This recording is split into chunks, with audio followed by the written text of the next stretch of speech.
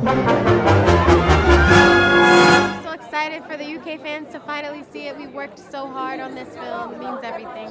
I think audiences can expect to just fall in love with the movie all over again. We love and know this movie by heart and getting to see the original story, but also with some little twists and turns are exciting, so I hope people really enjoy it. This film should be seen on the biggest screen possible because it's so important for children to see themselves be represented as princesses, and I'm just honored to be in this role. My favorite memory of making the film, I think, would definitely be all of the tank work that I had to do, being in the water.